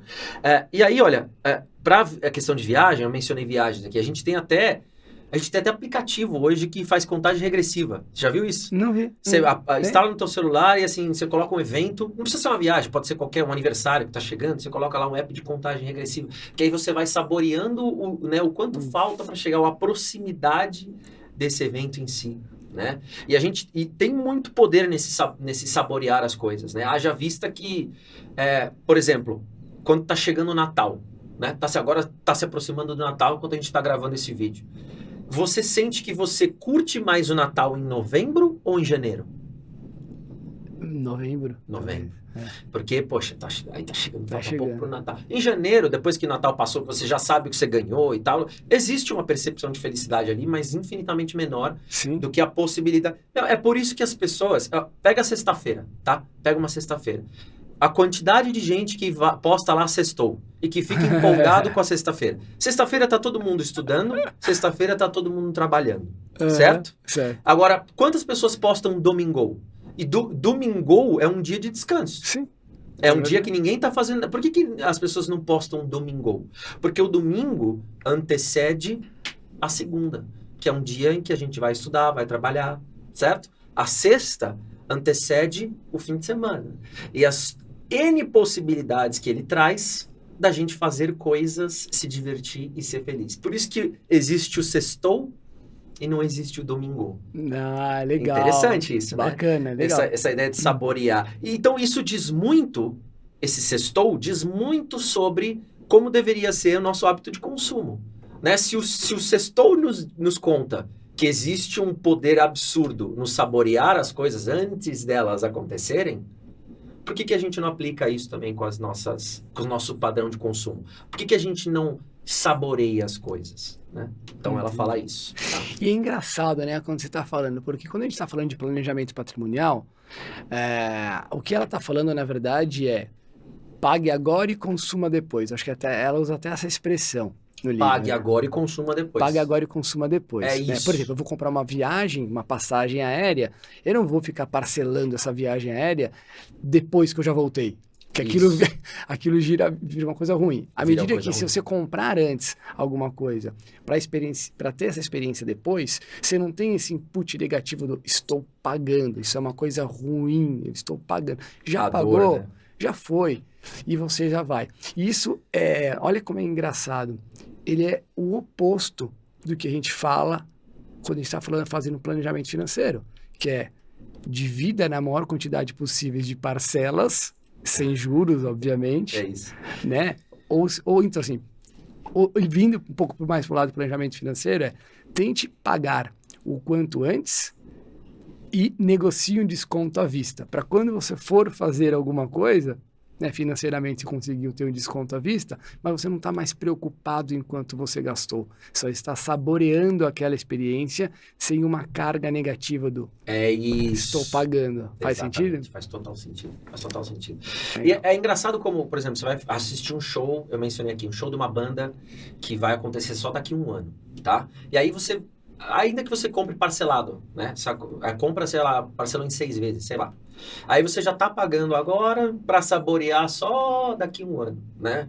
Parece que quando chega a hora que você vai pro show mesmo, 1 ano depois, até dá uma sensação de que está indo de graça. É engraçado, porque você não tem ligado tão próximo da data de você ir para essa experiência, né? Você não tem a parte financeira perto daquilo, né? Não tá mais vinculada ali. Então até dá uma sensação melhor de, assim, tipo, tô indo de graça, parece. É a sensação que dá, essa percepção. Lógico que você sabe quanto você pagou, lógico que você sabe quanto foi, lógico que você sabe que é caro, né? Mas como o ato de pagar e o ato de saborear, né, de experimentar, de vivenciar, eles estão separados, você tem um valor agregado nisso, né? Segundo a ciência. Ela compartilha, Elizabeth, no livro dela, um experimento interessante que foi feito numa universidade da Virgínia, em que eles pegaram lá todos os estudantes e eles deram um catálogo de mimos, assim, né? Então, uma caneca da universidade, um chocolate Godiva, várias outras coisinhas que os estudantes tinham que escolher, tá? E aí, o que foi falado para eles, eles foram separados em 2 grupos. E aí, para o grupo 1, eles falaram assim, escolham 2 coisas que vocês mais gostaram desse catálogo de mimos e vocês vão ganhar os 2. E para o grupo 2, eles falaram o seguinte, escolham as 2 coisas que vocês mais gostaram desse catálogo, tá? De mimos, e vocês vão ganhar só um deles, mas vocês não sabem o que a gente vai dar. Vocês vão escolher os 2 que vocês mais gostaram. O que vocês vão efetivamente ganhar é surpresa. Tá? E o outro ia ganhar os 2. Eles escolheram ganhar os 2. Tá os bom. 2 mimos. Entendi. Depois eles observaram, depois dessas escolhas dos estudantes, qual que era o grupo que ficava mais namorando o catálogo, mais olhando fixamente para as imagens, depois que já tinha decidido, né? E aí eles perceberam que o pessoal do grupo 2, que é aquele grupo que escolheu as 2 coisas que mais gostavam, mas que sabia que só ia ganhar uma delas, esse grupo olhou para as fotos muito mais tempo do que o grupo que sabia que ia ganhar as 2. Ah, entendi. O que isso revela? Que essas pessoas, elas saborearam mais a ideia de ganhar qualquer uma das coisas, né? Muito mais do que as outras que sabiam que ia ganhar as 2. Até porque a ideia da incerteza, né? De, qual será que eu vou ganhar? Eu escolhi esses 2, mas não sei o que eu vou ganhar. Então você fica lá especulando, né, hipotetizando, assim, qual que eu ficaria mais feliz? Não sei se eu ficaria mais feliz se ganhar esse ou se eu ganhasse aquele. Mas eles perceberam isso e depois do estudo perceberam também que as pessoas que ganharam só uma das coisas, elas se sentiram mais felizes do que as pessoas que ganharam as duas. Ganhar as duas. Tinha mais valor, talvez. Perceberam exatamente uma percepção de valor maior ali. Olha que interessante esse experimento, né? E a gente não incorpora isso para nossa vida, né? Então o que a gente faz? A gente compra hoje para consumir hoje. Sim. Ou a gente compra hoje para consumir hoje, pagar amanhã, né? A gente compra hoje, paga hoje, consome hoje, ou compra hoje e paga amanhã, mas já consome hoje. Uhum. Quando, na verdade, o que mais traz felicidade para nossa vida é comprar agora, pagar agora, consome depois. Isso, que é o contrário do cartão de crédito, né? Que você paga, chega lá na loja, paga, leva uma camiseta e vai pagar no final do vencimento da fatura. Exato. E por isso que faz sentido gastar com experiências em detrimento de coisas materiais. Porque a experiência planeja e coloca pra frente. Experiência você saboreia.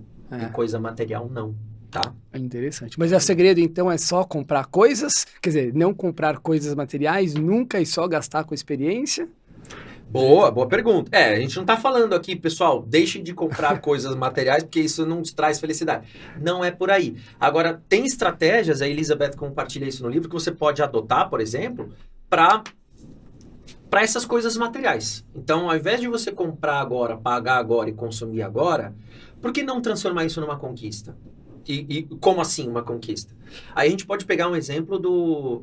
Sabe o cofrinho de porquinho que os pais fazem com os filhos? Assim, vai guardando dinheiro e tal ali. Aí quando tiver ele cheinho, você vai quebrar esse porquinho, ver quanto tem e vai comprar alguma coisa? É bem por aí, tá? Ou seja, você pega o exemplo de criança. As crianças costumam dar valor maior para aquilo que elas conquistam do que o que vem fácil. Perfeito. Então, a criança que é um ser, né, que ele é bastante transparente na forma como ele sente e percebe as coisas, né? A gente até fala, nossa, a criança às vezes ela é sincera demais, né? Então, assim, a criança, você percebe no comportamento dela, quando ela ganha alguma coisa fácil, a tendência dela largar aquilo mais rápido é muito maior do que algo que ela teve que conquistar com base em algum tipo de esforço. Tá. Seja esperar X tempo para conseguir aquilo, ou seja acumular um valor no porquinho para aí quando atingir o valor, ela ir lá e comprar aquilo que ela queria. Tá? Porque aí existe todo um aspecto de conquista existe todo um saborear que vai se formando ali. Então, você sabe que o porquinho tá 80% cheio, que falta pouco para você comprar aquilo que você tanto quer. Perfeito. Então, você cria essa expectativa, você começa que nem a viagem. Você começa a criar empolgação, você começa, nossa, tá tão perto, falta tão pouco. Quando você finalmente compra, putz, bicho, é uma conquista aquilo. Que sabe? legal. E se a gente se comporta assim quando criança, por que isso mudaria quando a gente é adulto? Uhum.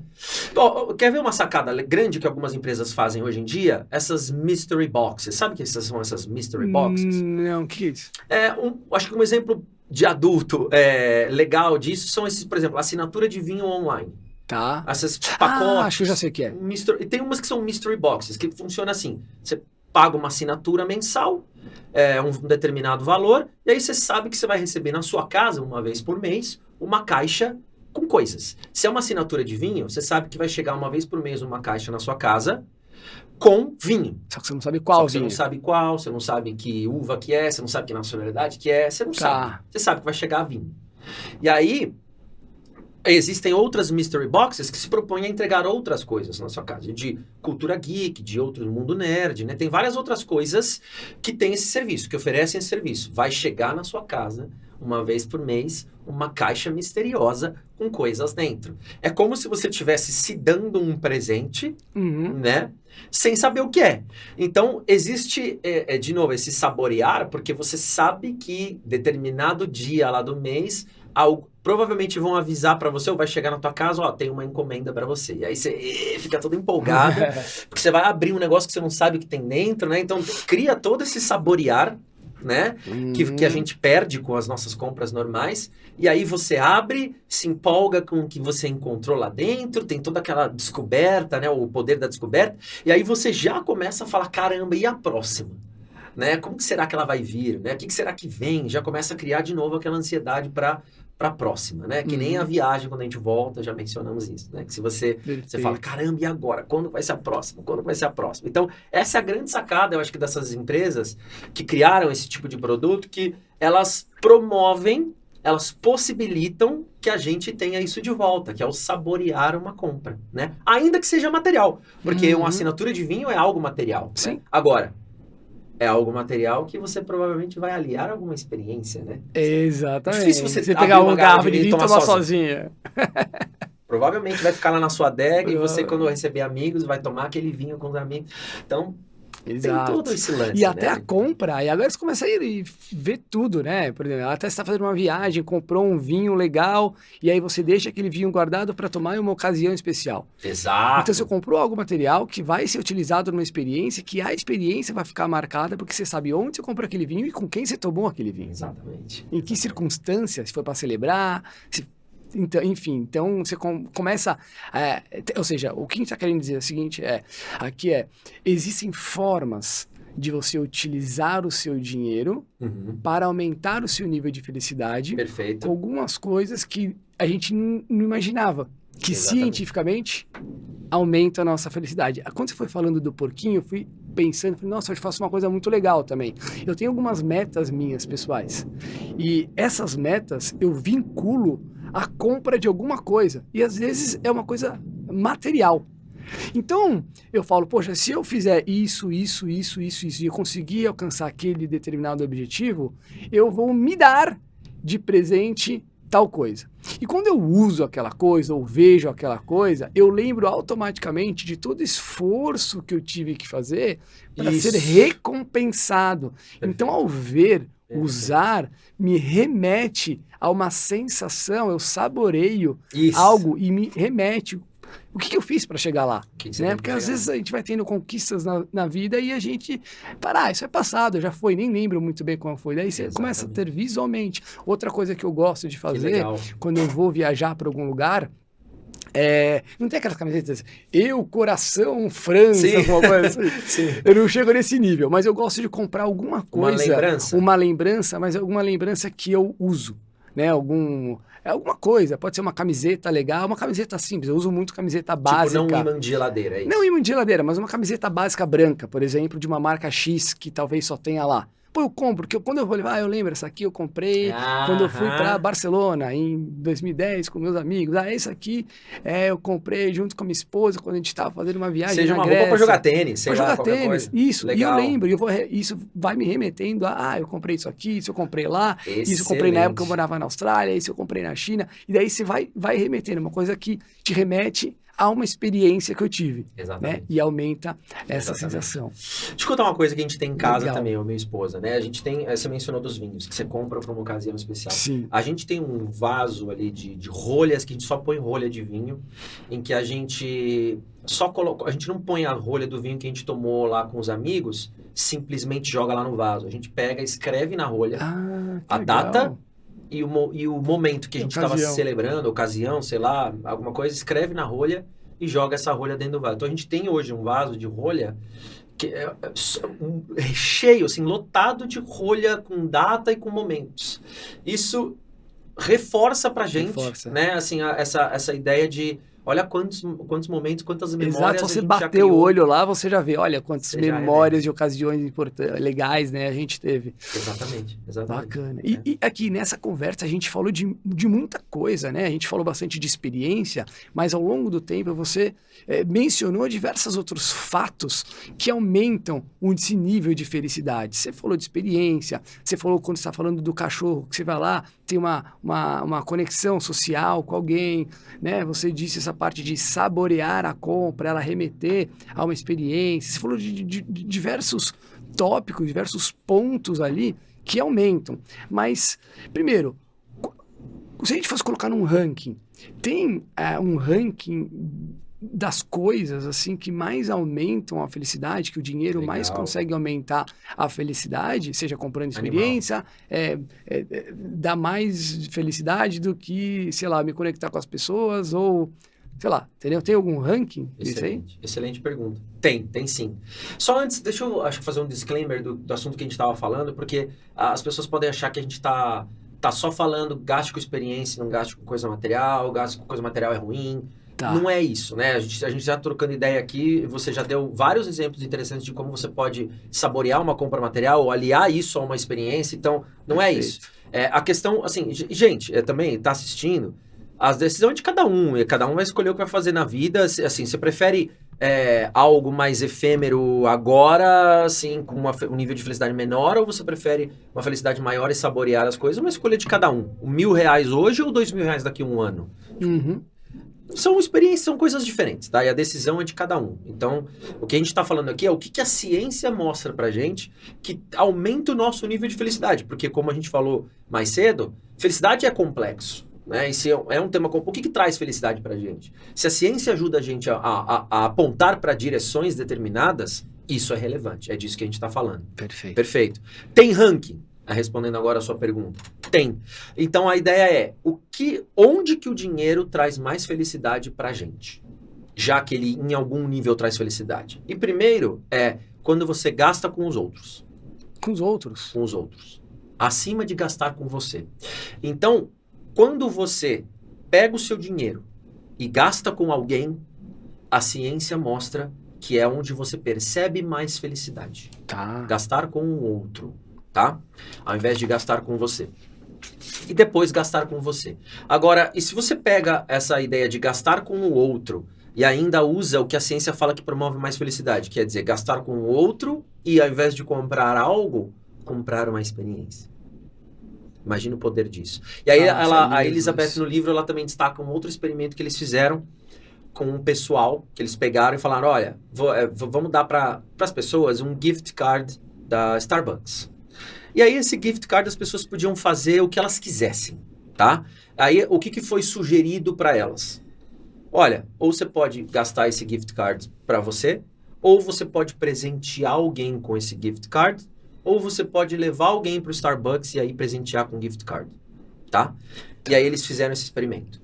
E aí depois eles mediram os resultados de percepção de felicidade dessas pessoas e eles separaram em grupos. Então, quais foram as pessoas que perceberam um nível maior de felicidade depois do experimento?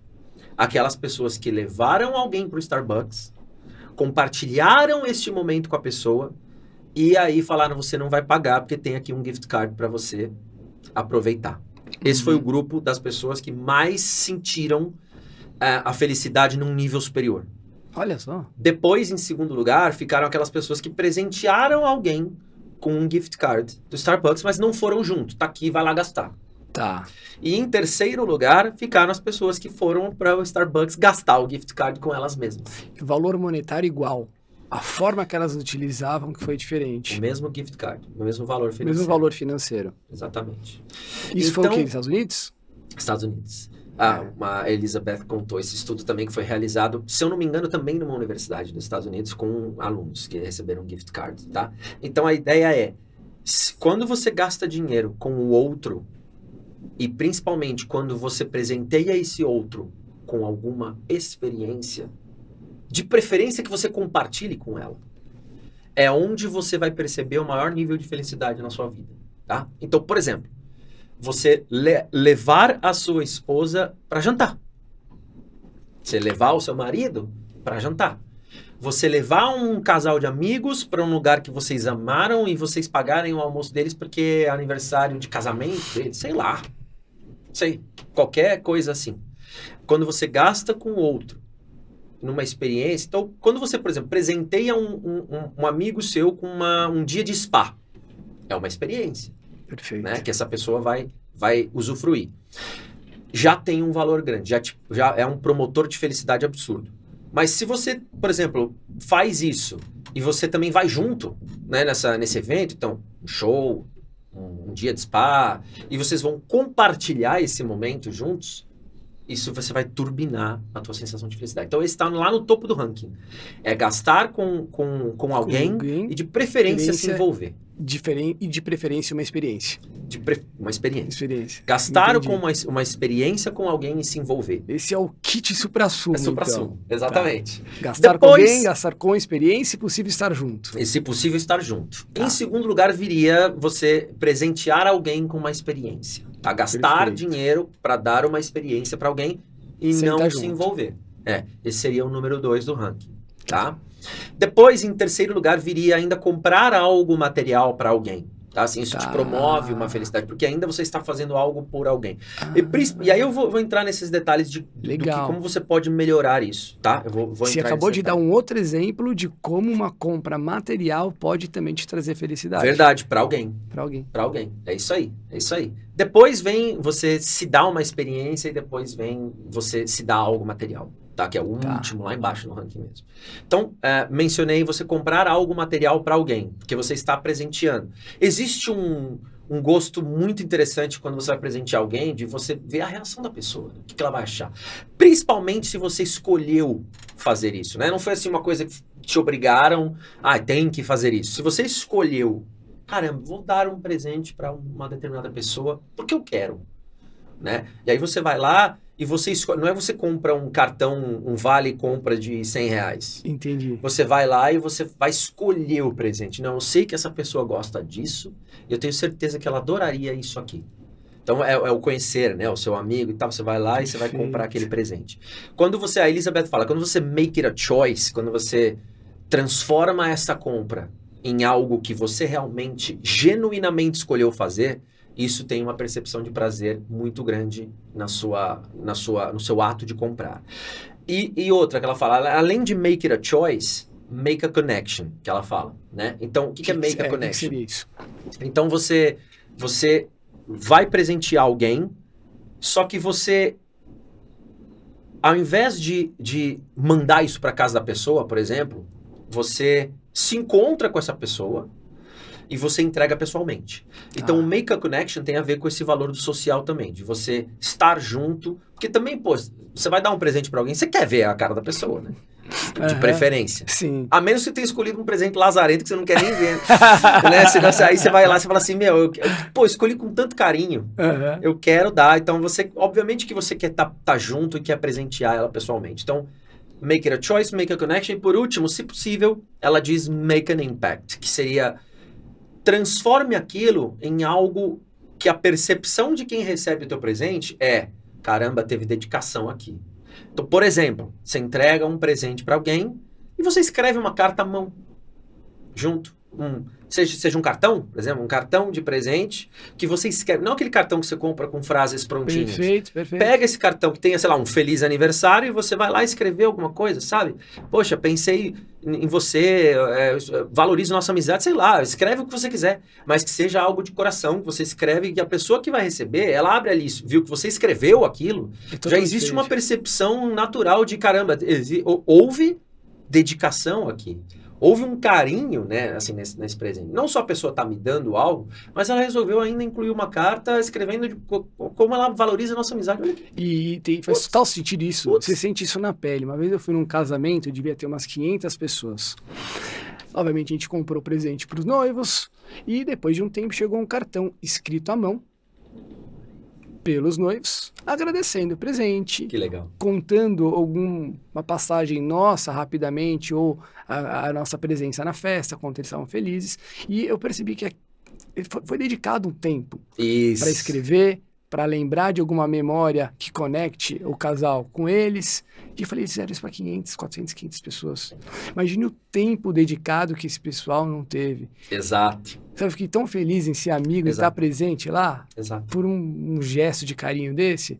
Eu acho que é um pouco disso que você está falando, né? Perfeito. Ou seja, o impacto totalmente isso. daquilo que você está fazendo. Então, você vai doar, você falou gastar com os outros, estar junto. Mas se você entregar de uma maneira que aumente a percepção de valor, também pode aumentar a felicidade. Porque você sabe que a outra pessoa vai ficar feliz, então você, por isso, aumenta o seu nível de felicidade. Perfeito. Faz total sentido. É isso mesmo. O papo está muito bom. É isso aí. Tem algum recado final que você gostaria de passar? Ou você acha que a gente cobriu, acho que o ponto principal aqui, né? Se o dinheiro traz felicidade. E se quem tem mais é mais feliz? E né? se quem tem mais é mais feliz, né? Então, acho que um resumo final que a gente pode falar é, assim, o Over Club é um family office. A gente entende que a gente vive no mundo capitalista. E é importante saber que dinheiro pode sim trazer felicidade, Sim. mas é muito importante saber a forma que você utiliza esse dinheiro para que ele te proporcione felicidade. E acho que o achado desse vídeo talvez seja entender que não necessariamente as coisas que nós imaginamos que nos trazia felicidade, que era a compra de algo por comprar só, sem vincular isso com algo, por exemplo, como uma experiência, como uma conquista, como para saborear junto ou para dar para alguém, né? As partes. Ou seja, a forma que você faz isso, você pode aumentar a sua felicidade. Então, continua, né, na parte de acumular, rentabilizar e preservar esse patrimônio, mas gastar. E esta parte de gastar é legal saber qual a melhor maneira que você pode fazer para que você, dono do patrimônio, gaste, mas eleve a sua qualidade de vida, eleve sua experiência de vida, eleve sua felicidade. Como palavra final, perfeito, concordo 100%, é isso mesmo, o centro de tudo que a gente tratou aqui é isso, não tem nada a mais. No nosso dia a dia, a gente lida com pessoas que, por condições, né, que elas conquistaram na vida, elas superam aquele limiar que a gente mencionou no início do nosso podcast, que é de R$31 mil por mês. Perfeito. São famílias que vivem com mais do que isso por Perfeito. mês, né? E qual que é o perigo aí? E aí eu acho que é o recado importante que a gente dá aqui. A riqueza tem um preço, tá? E ela costuma, por comportamento do ser humano, fazer com que a gente se aproxime de comportamentos que não promovem a nossa felicidade. Exemplo. Para ficar fácil para todo mundo entender. Se você ganha na loteria amanhã, a sua tendência, isso assim, estou falando de forma geral, não é que todo mundo é igual e vai fazer isso, ou faria isso, mas a tendência é que você se isole mais ou você se cerque de pessoas. Perfeito. A tendência é que você se isole mais. A tendência, uma média geral, nessa forma. Exatamente, de forma geral. Claro que tem gente de perfis diferentes, tem gente que agregaria mais gente, traria um monte de gente para o seu guarda-chuva lá, ia querer ajudar todo mundo, mas a tendência da pessoa que ganha muita grana, que fica rico vou me isolar. Aqui, vou cuidar do que é meu, né? E esse comportamento de se isolar, a gente falou aqui, por N exemplos, de que ele, com certeza, não vai promover a tua felicidade, tá? Então, o recado que eu dou, final, independentemente de qual seja a sua renda hoje, independentemente se você ganha 1.000, 5, 10, 20, 30, ou se você passou disso, ou se você é um Neymar, o que você precisa observar na sua vida é o quanto eu estou usando o meu dinheiro para promover a minha felicidade. Como eu faço isso? Já falamos aqui. N formas diferentes. Então, acho que vale a reflexão de quem está assistindo. Para e pensa em você. O quanto do seu dinheiro é efetivamente gasto com experiências ou com ações que vão em um nível mais direto ou um nível mais indireto, tipo comprar um cachorro, promover a sua felicidade. O quanto. E se você perceber que o teu índice está baixo, aí está na hora de rever alguns comportamentos e promover mudanças. Maravilha. Pet, foi um prazer estar aqui com você, foi muito bom esse papo, achei que foi sensacional, a gente bateu em diversos pontos aí, né, que as pessoas queriam saber. E é isso, né? Então a gente se despede por aqui, agradece a sua audiência. Se você gostou desse tipo de conteúdo, não deixa de dar um like, se inscreve no canal também, porque nós estamos constantemente lançando novos conteúdos como esse. Lembrando que o Overcast fala sobre planejamento patrimonial, investimento e estilo de vida. E se você conhece alguém que goste, tem apetite por esse tipo de conteúdo, encaminha esse material para ele, esse vídeo para essa pessoa, que essa pessoa pode gostar. E outra coisa, a gente tem diversos outros vídeos aqui no canal, tem mais de 40 vídeos já no YouTube falando sobre esses temas, tá bom? Até mais, um abraço.